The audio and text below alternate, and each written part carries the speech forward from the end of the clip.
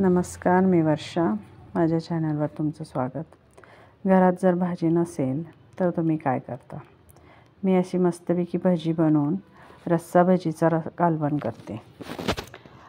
कोणी त्याला डुबुक वडे म्हणतात, कोणी वडा रस्सा भाजी म्हणतो, आम्ही त्याला भजी रस्सा भाजी म्हणतो.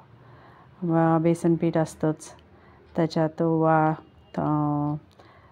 कोथिंबीर, लाल तिखट, मीठ, हळद आणि बडीशेप वगैरे घालून आपण जशा भज्या करतो, फक्त त्यात कांदा वगैरे घालतो. तो कांदा न घालता नुसतीच भजी तळून घ्यायची गोल्डन कलर येईपर्यंत, म्हणजे आतून छान तळली जाते ती.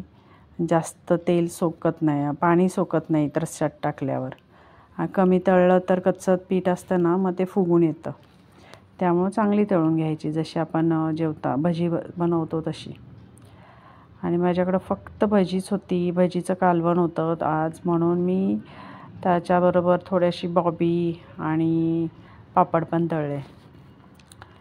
आणि मग मी ते स्किप नाही केले. तुम्ही पण बघावं मी काय जेवले त्याच्यासाठी. आणि ही भाजी आहे ना, भाकरीसोबत, चपातीसोबत आणि भातासोबत छान लागते.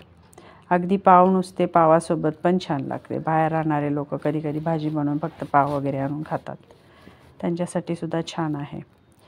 आम्ही वाटणाचा व्हिडिओ आहे माझ्या चॅनलवर, त्याच्यात मी वाटणाचा व्हिडिओ टाकलेला आहे, तो बघा मी कसा बनवते वाटण.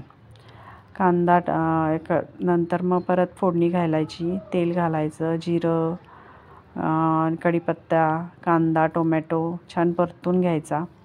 मग त्याच्यात घालायचं लाल तिखट, मीठ, हळद, तुम्ही कुठला मसाला वापरत असाल तो मसाला, आणि आपण बनवून ठेवलेलं वाटण घालायचं. छान परतून घ्यायचं, त्याला थोडं तेल सुटेपर्यंत. असं थोड्या वेळ परतल्यावर छान तेल सुटतं त्याला. मग जेवढं तुम्हाला रस्सा हवा आहे तेवढं पाणी घालायचं.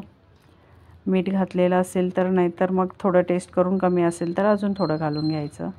गरम मसाला घालायचा, झाकण घालून एक उकळी काढायची. कोथिंबीर पण घातली बघा मी. आणि मग उकळी काढल्यानंतर भजी सोडायचे त्याच्यात. भजी सोडल्यानंतर गॅस बारीक करायचा. पुन्हा त्याच्यावर झाकण ठेवून 5 मिनटं उकळी काढायची. आणि मग गरम गरम मस्त जेवायला घ्यायचं. हे बघा मी आता भजी सोडलेली अशी. आता थोडा वेळ त्याच्यावर झाकण ठेवलं की छान मुरतं ते, आणि मग जेवायला घ्यायचं. कशी झाली माझी भाजी? तुम्हाला आवडली का? Please subscribe and comment.